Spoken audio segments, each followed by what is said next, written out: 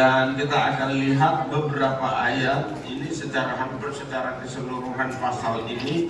Tapi saya tidak akan membaca, atau kita tidak akan membaca secara keseluruhan, tetapi kita akan cuma membaca beberapa ayat. Dan mulai dari ayat yang pertama dikatakan begini: akhirnya saudara-saudara, kami minta dan menasihati kamu dalam Tuhan Yesus. Kamu telah mendengar dari kami bagaimana kamu harus hidup supaya berkenan kepada Allah. Hal itu memang telah kamu turuti, tetapi baiklah kamu melakukannya. Baiklah Tetapi baiklah kamu melakukannya lebih bersungguh-sungguh lagi. Jadi Tuhan mau supaya kita harus lebih bersungguh-sungguh lagi. Kita tidak akan hanya ada di level yang seperti ini, tapi harus lebih lagi dan lebih lagi. Itulah yang menjadi isi hati dan kerinduan Tuhan bagi setiap kita. Ayat 2, kamu tahu juga petunjuk-petunjuk mana yang telah kami berikan kepadamu atas nama Tuhan.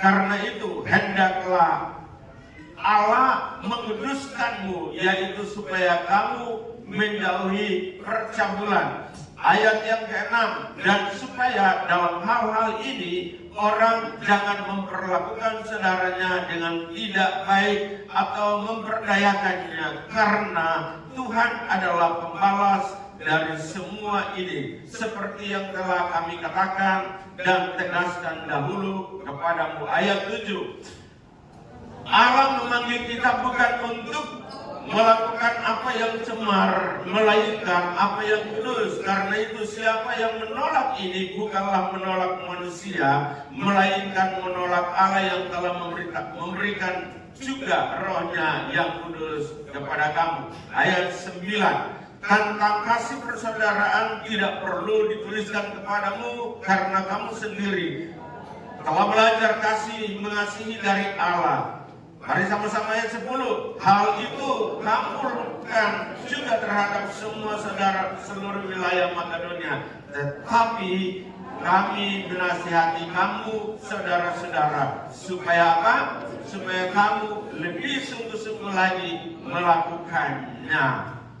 Bapak Ibu saudara yang kekasih di dalam Tuhan kita Yesus Kristus, pagi ini saya akan bicara tentang murid yang siaga di akhir zaman. Murid yang siaga di akhir zaman. Nah, Bapak Ibu saudara yang kekasih di dalam Tuhan kita Yesus Kristus, perhatikan dengan baik. Ada beberapa kalimat yang menjadi sebuah tekanan bagi saya dan saudara dalam pengajaran ini atau lewat pembacaan ini, agar supaya kita harus memperhatikannya dengan baik. Kita harus memperhatikannya dengan sungguh. Kenapa, saudara? Supaya dengan harapan bahwa apabila kita memperhatikannya dengan baik, maka sudah pasti kita akan melakukannya dengan baik pula. Apabila kita tidak memperhatikannya dengan baik, maka tidak ada jaminan bagi saya dan saudara untuk bisa melakukannya dengan baik. Itulah sebabnya Alkitab berkata bahwa iman timbul dari pendengaran dan pendengaran oleh sabda Tuhan. Bagaimana iman kita bisa timbul, bagaimana iman kita bisa bertumbuh, bagaimana iman kita menjadi besar dan kita menjadi dewasa di dalam Tuhan, jika kita tidak belajar untuk mendengar firman Tuhan, jika kita tidak belajar untuk memahami firman Tuhan. Belajar adalah atau mendengar firman Tuhan. Bisa saja kita ada di tempat-tempat yang seperti ini, dalam persekutuan-persekutuan yang seperti ini, untuk kita mendengar khotbah. Tapi tidak hanya terbatas sampai di situ, tapi bagaimana kita belajar untuk mendengar firman Tuhan ketika kita lagi membaca firman Tuhan. Karena ketika kita membaca firman Tuhan, Tuhan lagi berbicara kepada kita, dan bagaimana kita mau mendengar firman Tuhan atau Tuhan berbicara kepada kita. Itulah sebabnya Bapak Ibu saudara yang kekasih di dalam Tuhan kita Yesus Kristus, sebagai murid Tuhan, kita harus bagaimana untuk siaga, berjaga-jaga, siap sedia untuk mengantisipasi kedatangan Tuhan di akhir zaman. Kita tahu bahwa Alkitab berkata bahwa kedatangan Tuhan tidak diberitahukan kepada siapapun, baik kepada bapa, baik kepada anak, maupun kepada siapapun. Bapak Ibu Saudara yang dikasih, dan untuk itu kedatangan Tuhan tidak diberitahukan terlebih dahulu kepada siapapun. Maka diperlukan adalah kesiapan. Dibutuhkan adalah kesiagaan. Siaga. Bersiap-siap. Maksudnya apa? Maksudnya adalah agar supaya jangan sampai kita ketinggalan. Maksudnya apa? Maksudnya adalah jangan sampai kita sibuk dengan berbagai urusan-urusan dunia yang hanya bersifat sementara dan akhirnya tiba-tiba orang berteriak, mempelai datang, dan kita tidak siap untuk hal itu. Kenapa saya tidak pakai umat yang bersiaga? Itu terlalu luas, dan untuk itu saya sengaja untuk memakai murid. Kalau murid berarti harus mau dan tidak mau, harus taat. Murid mau dan tidak mau harus apa? Taat. Harus tunduk. Harus patuh. Harus setia untuk melakukannya. Dan adakah pada pagi hari ini saya sementara berdiri di hadapan murid-murid Tuhan? Adakah pagi hari ini Tuhan datang dan mendapati bahwa ada murid-muridnya yang setia menanti, menunggu kedatangannya? Ataukah kita hanya melaksanakan aktivitas rohani sebagai sebuah kewajiban orang Kristen untuk beribadah di hari Minggu? Ataukah kita ada hari ini sebagai sebuah tindakan kesiapan kita menanti dan mengantisipasi kehadiran Tuhan di dalam kehidupan kita? Dia ada saat ini di dalam kita. Alkitab berkata dia ada saat ini di dalam kita secara roh. Dia ada di dalam kita. Karena Alkitab berkata dia menempatkan rohnya yang kudus bagi setiap yang percaya kepadanya. Dan setiap orang yang percaya kepada dia ada Roh Kudus di dalam dia sebagai sebuah jaminan bagi dia bahwa dia adalah anak-anak Allah. Karena Alkitab berkata ketika kita menjadi percaya kepadanya, maka dia memakraikan kita sebagai miliknya.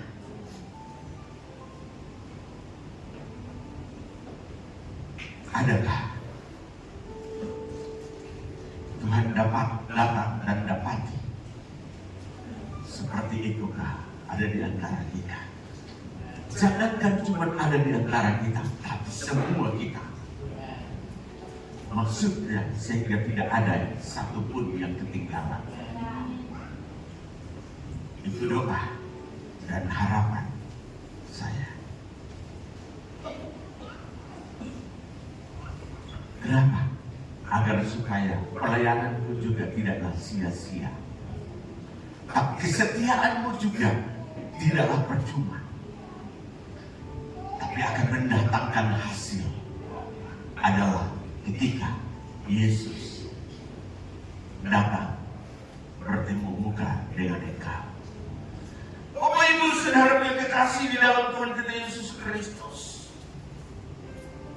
Jika kita bicara tentang kesiapan, kesiagaan kita sebagai seorang anak Tuhan, entah dengan istilah apapun, anak Tuhan, murid Tuhan, umat Tuhan,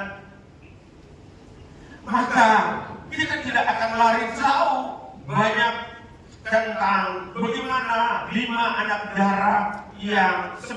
darah yang mempersiapkan dirinya menyambut kedatangan Tuhan atau mempelai.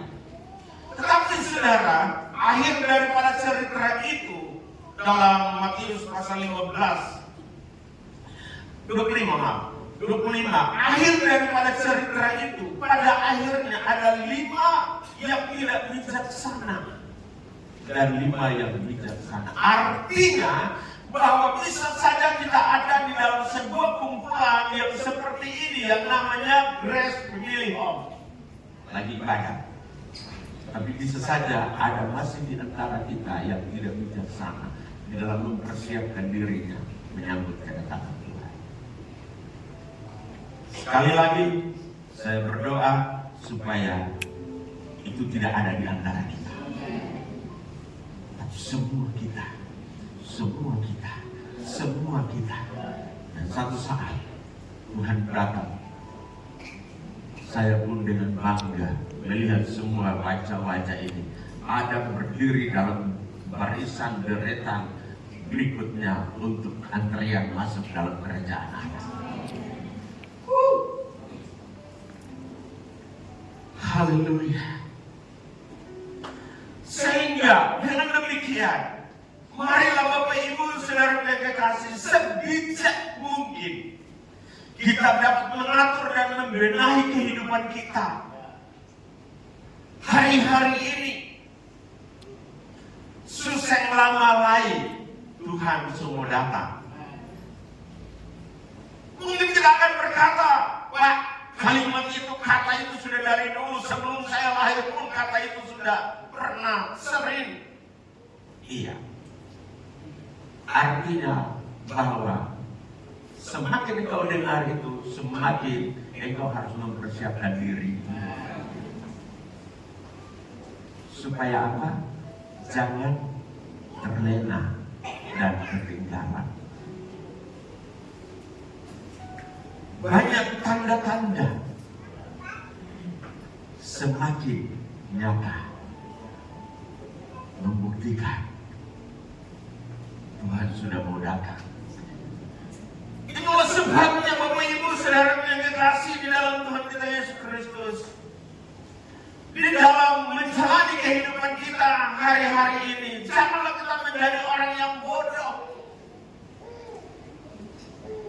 Janganlah kita menjadi orang yang menyia-nyiakan semua kesempatan yang Tuhan berikan.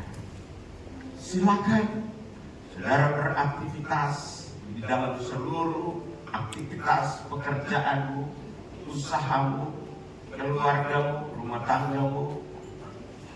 Tidak ada yang membatasi engkau di dalam melaksanakan semua itu. Tapi satu hal, di dalam semua aktivitas itu, jangan lupa hatimu selalu ada buat Tuhan. Jangan lupa hatimu selalu ada untuk Tuhan. Dia tidak cari otakmu yang cerdas. Sekali lagi, dia tidak cari otakmu yang cerdas, apalagi yang tidak cerdas. Tapi dia cari hatimu yang terbuka lebar. Karena dia rela menutup pintu. Karena siapa yang mendengar, ketukan pintu. Dan mereka yang membuka, dia itulah yang masuk dan makan bersama-sama dengan dia. Sebagai seorang murid Tuhan yang sementara mempersiapkan diri menunggu kedatangan Tuhan, walaupun menunggu itu sebuah pekerjaan yang melelahkan, menanti itu adalah sebuah pekerjaan yang sangat menjengkelkan, membosankan, menjengkelkan. Tapi yang pasti Tuhan bilang sabar, dengan setia menunggu. Di dalam meningkatkan kewaspadaan kita, maka hal yang pertama yang perlu kita lihat adalah percaya bahwa kita akan dikumpulkan Tuhan. Artinya selama masih kita ada sampai hari ini, ibadah kita tidak akan sia-sia, persekutuan kita tidak akan percuma, karena kita percaya, kita yakin bahwa kita akan dikumpulkan Tuhan bersama dia. Artinya ini adalah sebuah persiapan persekutuan kita untuk menantikan kedatangan Tuhan. Ibadah kita tidak akan sia-sia. Persekutuan kita tidak akan percuma, tapi akan mendatangkan pahala dan upaya yang besar, sukacita dan kebahagiaan yang besar adalah kita akan dikumpulkan Allah bersama-sama dengan Dia. Kalau ini tidak, saudara yang kekasih, untuk apa kita melelahkan diri untuk ada seperti hari-hari ini?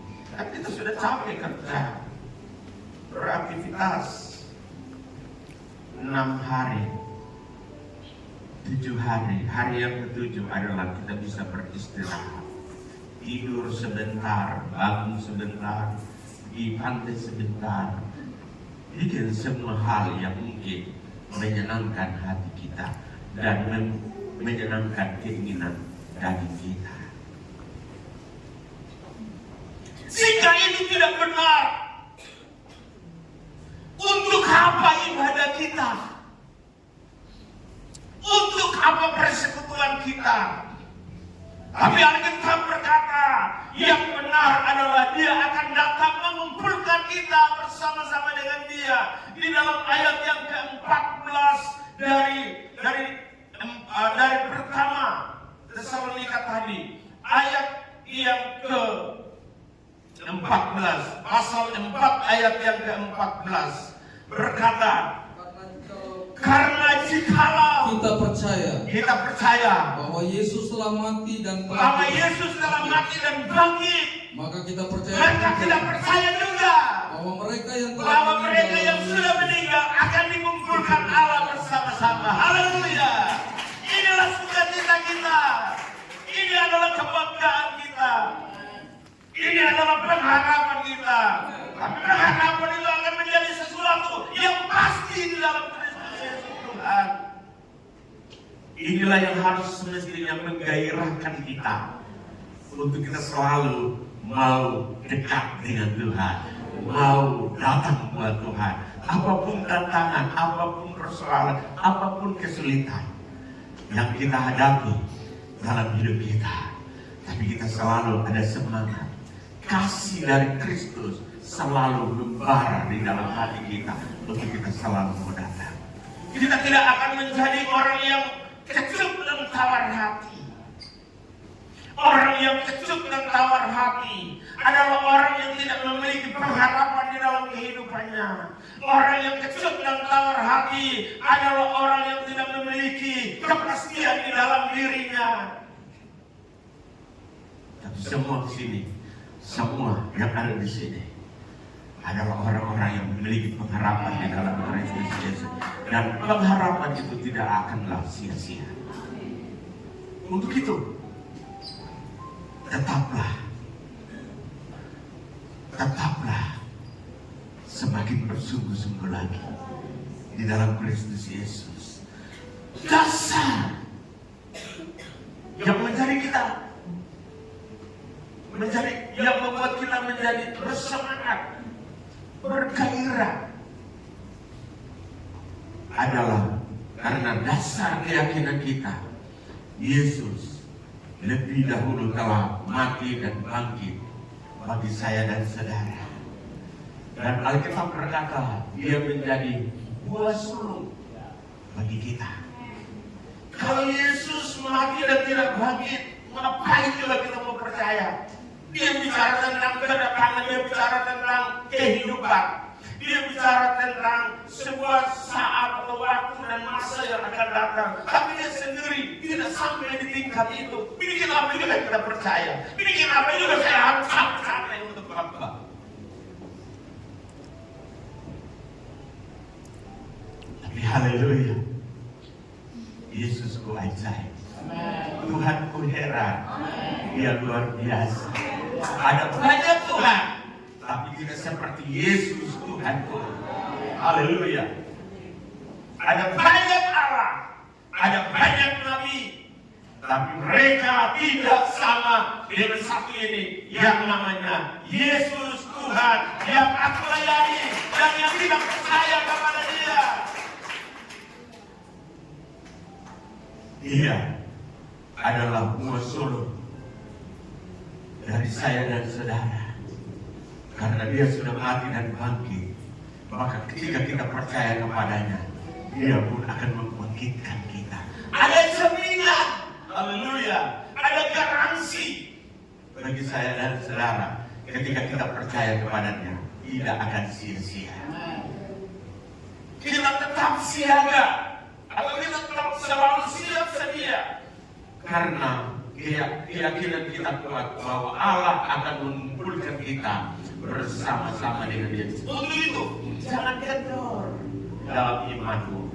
Jangan tawar hati dalam imanmu. Apapun keadaannya, itu tidak akan menjadi sebuah alasan untuk engkau menjadi tawar hati. Itu tidak akan menjadi alasan untuk engkau akan menjadi kendor dalam imanmu. Tapi justru dengan itu, engkau akan semakin kuat dan semakin dekat dengan Dia. Hal yang kedua, siaga, menjadi murid yang siaga untuk menantikan kedatangannya. Maka hal yang kedua, percaya akan kebangkitan Kristus. Yang pertama, kita akan dikumpulkan bersama-sama dengan Dia. Maka yang kedua, percaya akan kebangkitan. Ayat 16. Sebab pada waktu tanda diberi, yaitu pada waktu penghulu malaikat berseru dan sangkakala Allah berbunyi, maka Tuhan sendiri akan turun dari surga dan mereka yang mati dalam Kristus akan lebih dahulu bangkit.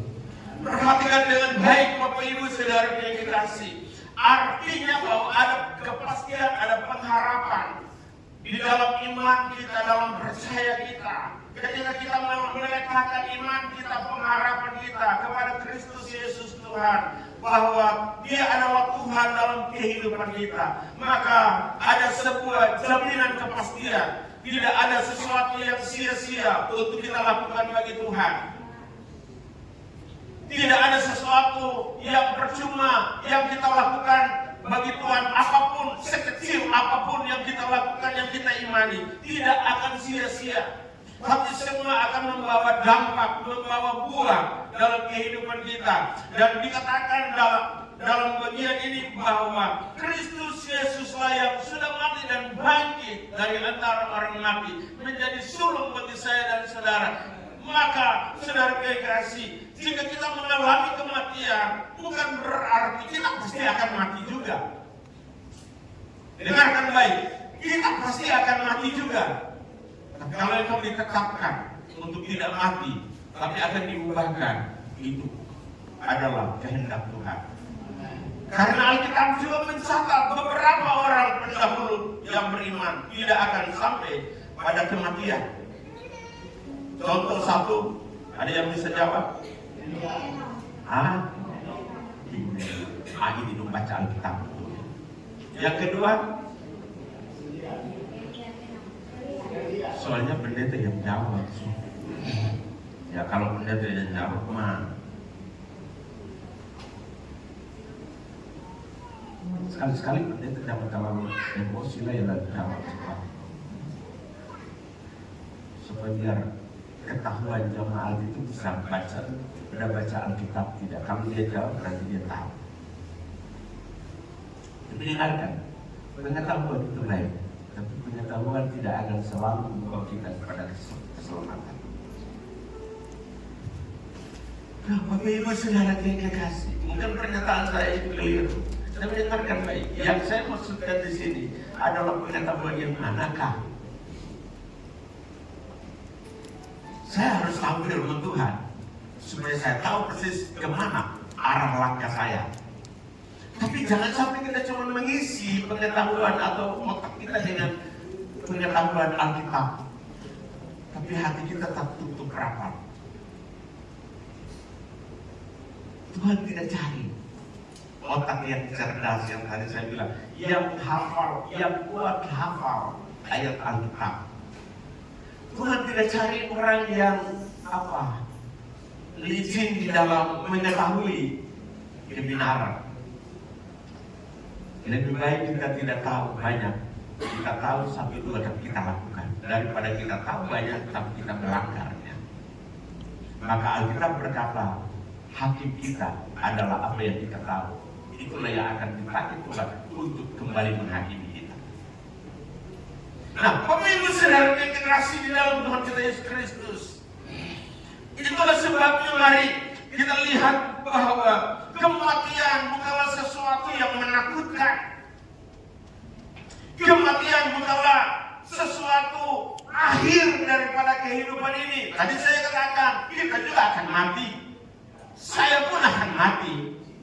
Tapi mati mengakhiri kehidupan sesaat di dunia ini. Saya akan beralih pada kehidupan selanjutnya yang kekal di surga. Ini yang tadi dalam ayat yang pertama, kita akan dikumpulkan Allah bersama-sama dengan Dia di surga. Nah Bapak Ibu, jadi dikatakan sekali-kali mereka yang masih hidup tidak akan mendahului mereka yang sudah mati. Jangan nafsu untuk cepat, tapi harus ada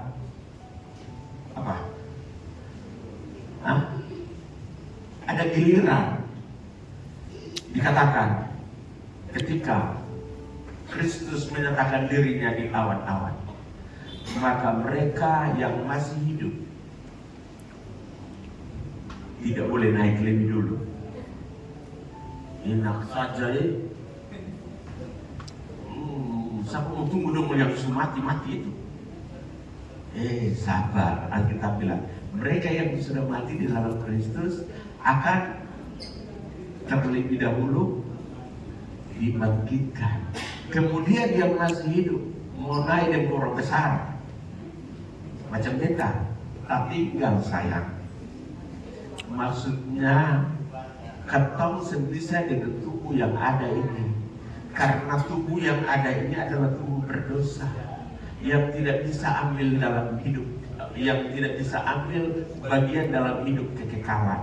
Untuk itu ini harus dirubah, diubahkan dengan tubuh kemuliaan. Wow.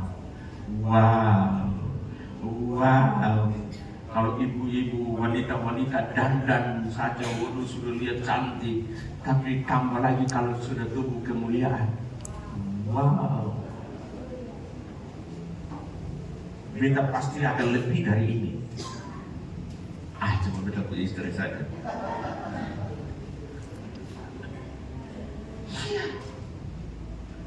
Iya. Itu pasti. Ini bukan cerita gombal. Hei, jemaah, ini bukan cerita gombal. Ini kebenaran. Jadi Bapak Ibu Saudara yang kasih, mereka yang mati dalam Kristus akan lebih dulu. Semua orang mati tidak akan dibangkitkan, tapi mereka yang mati di dalam Kristus yang lebih dahulu. Kalau Tuhan datang, kalau waktu itu atau belum hidup, maksudnya kalau waktu 2000 berapa lagi?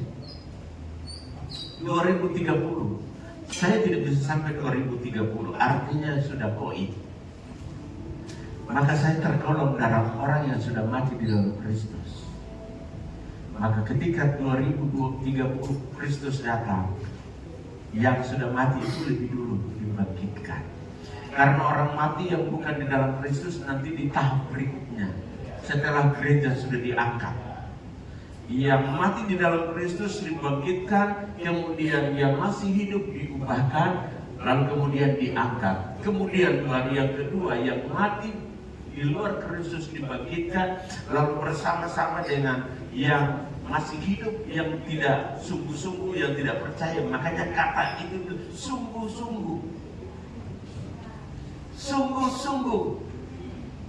Nah, maka mereka itu akan diperintahkan oleh Antikris, dan kesungguhan mereka akan diuji ketika Antikris memerintah. Nah, itu dia. Jadi belajar tentang saman-saman itu kasih pembandingan.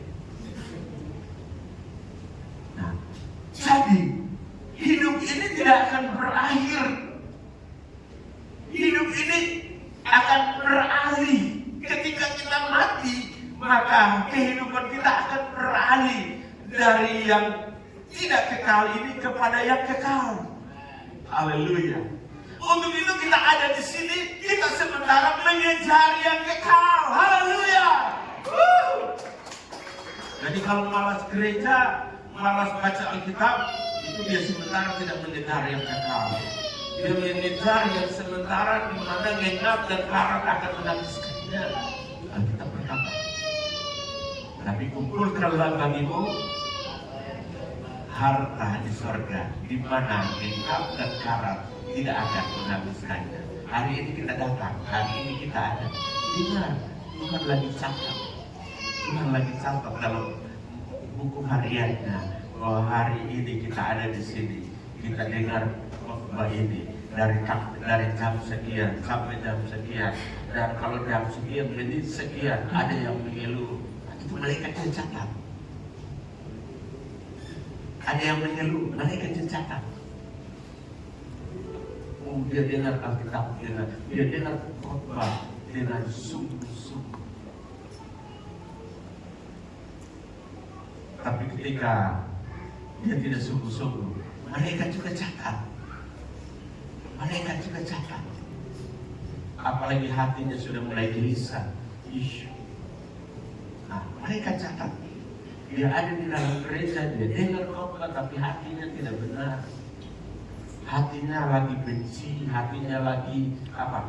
Hatinya lagi galau. Galau. Hatinya lagi benci, hatinya lagi emosi, hatinya lagi tak karuan. Dan termasuk galau. Kenapa ketawa? Nah, itu saya sentau galau. Maksudnya sentau gila galau. Karena kebanyakan anak-anak muda punya istilah-istilah itu. Ternyata saya boleh ketinggalan. Oh, haleluya. Dalam bagian ini, itulah sebabnya dalam bagian yang lain Filipi pasal yang pertama dia bilang bahwa mati adalah keuntungan. Dan bagaimana dengan hidup? Kalau mati adalah keuntungan, bagaimana dengan hidup? Kalau mati adalah keuntungan bagi keuntungan, maka hidup adalah hidup bagi Kristus. Kalau berarti itu semacam kita. Kali yang tadi Elia dengan siapa itu karena cuma dengar waktu di sekolah minggu. Hiduplah, hidup bagi Kristus dan mati adalah keuntungan. Jadi maksudnya artinya bahwa selama kita masih hidup, hiduplah bagi Kristus. Menyiagakan, siagakan. Harus bersiap-siap, harus siaga. Walaupun kata itu membosankan, tunggu, menjengkelkan, membosankan, tapi harus tetap siaga. Harus selalu siap-siap untuk menunggu kedatangannya. Orang percaya dibangkitkan dibangkitkan bukan untuk dihukum. Mereka yang kurang percaya, yang tidak sungguh-sungguh akan dibangkitkan dan dihukum. Mereka akan diperintahkan atau mereka di bawah pemerintahan antikris, dan mereka akan diuji kesembuhan, diberikan lagi sekali kesempatan bagi mereka. Begitulah aja. Diberikan lagi sebuah kesempatan bagi mereka. Kalau mereka sungguh-sungguh, maka darah mereka lah yang akan menyelamatkan mereka. Karena mereka telah menyia-nyiakan darah perjanjian Kristus. Masa ini adalah masa darah perjanjian Kristus bagi saya dan saudara. Ini adalah zaman anugerah bagi kita. Ketika kita ikut Tuhan dengan sungguh-sungguh, maka darah Kristus yang nanti sebentar merupakan perjamuan kudus kita makan dan minum, maka itu adalah lambang dan bayangan persekutuan kita dengan Kristus. Darah Kristus telah menolong dan menyelamatkan kita. Tapi ketika kita tidak sungguh-sungguh, maka akan datang waktu dan masanya itu. Nanti Kristus akan memerintah, maka kita akan diuji, diberikan kesempatan untuk kesungguhan kita. Dan Alkitab berkata, darah, kalau mereka menyangkal lagi Tuhan, maka mereka akan masuk dalam hukuman yang kekal. Tetapi bagi mereka yang pada akhirnya menyadari keadaan mereka, yang mengerti bahwa untuk apa saya ada di dalam penghukuman, ada dalam penderitaan yang seperti ini, lalu akhirnya mereka sadar, mereka mempertahankan iman mereka. Sekalipun mereka harus mengalami berbagai penderitaan. Alkitab berkata, kemudian darah mereka lah yang akan menyelamatkan mereka sendiri. Jadi kalau begitu, hari ini kalau ikut Tuhan yang betul-betul, ikut Tuhan yang sungguh-sungguh. Jangan sampai kita akan masuk dalam penghukuman. Dan jika tidak, maka Alkitab berkata, kita akan masuk di dalam perapian yang bernyala-nyala, di mana ulatnya pun tidak akan mati. Ulat pun tidak mati. Lah paling nanti panas. Ini baru hujan berhenti berapa menit saja atau hari saja, semulai panas. Waduh, panas ya.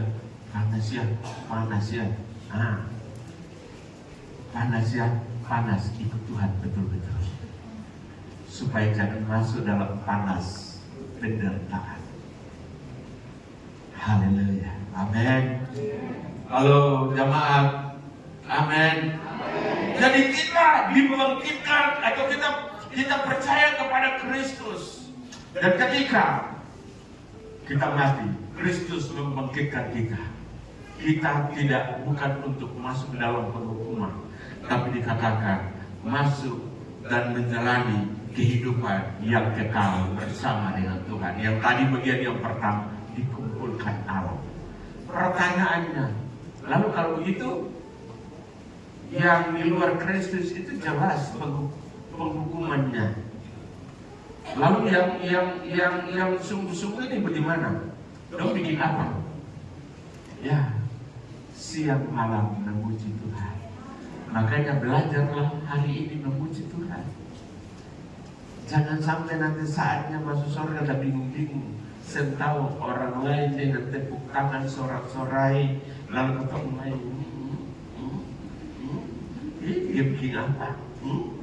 Karena biasa di gereja toh, orang tepuk tangan kalau pesanan cakap ini. Dia bikin apa? Kedagingan. Ya kan begitu toh. Kan banyak pikir begitu toh, bilang begitu toh. Ya itu suasana surga nanti seperti itu. Nanti seperti itu. Angkat tangan, turun tangan, itu sudah ada dalam Alkitab. Dan nanti di surga begitu. Cuma siang malam, tidak rasa lapar. Di surga saya ada bilang ada nasi goreng, nasi kuning, nasi ada. Dan cari pun suka, itu cuma di bumi. Di bumi kenapa ada? Karena perut ini ada. Di surga perut ini ada, tapi tidak akan rasa lapar. Di surga mau makan banyak, saya ada WC. Di gereja masih sediakan WC.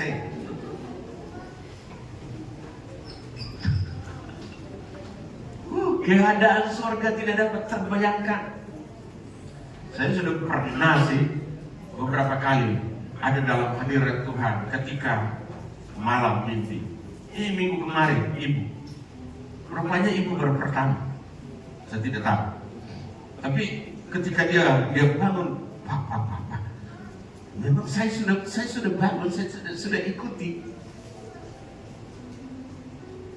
Ya, dia ada di dalam pujian dan penyembahan.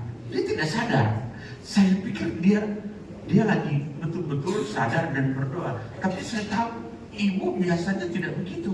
Dia tidak tidur dan memuji Tuhan dan berdoa. Biasanya dia bangun, dia duduk, baru dia berdoa. Sebaliknya kalau saya tidur, saya duduk, terserah. Kan Tuhan tidak cari posisi kita, tahu tidur, bangun, duduk, bera dan segala macam. Oh, Tuhan cuma lihat hubungan kita, hati kita. Jadi ibu dalam keadaan itu, tangannya sebelah di atas dada saya, dia sorong. Saya sudah ikut masuk di dalam. Rupanya itu mimpi. Jadi dia bangun, sementara lagi nangis. Suasana itu sementara lagi nangis, menyembah Tuhan, bahasa roh. Lalu kemudian dia bangun, saya bilang begini, Pak, surga itu ya, hakai. Saya bilang, kenapa? Mereka mimpi. Oh, jadi itu mimpi. Baru mimpi saja sebegitu, apalagi betul-betul. Memang mungkin saya bilang begini, saudara tidak akan mengerti maksudnya apa. Maksudnya suasana surga itu tidak bisa diceritakan dengan kata-kata, tidak bisa diungkapkan dengan kata-kata. Tapi bagaimana kita bisa ada di dalamnya dan kita mengalami. Sampai akhirnya di WBI, akhirnya Ibu Heni bilang, saya juga pernah mimpi dan saya rasa senang. Tapi bedanya Ibu Heni bilang, mimpi dengan mantan. Astagfirullah. Ini kacau.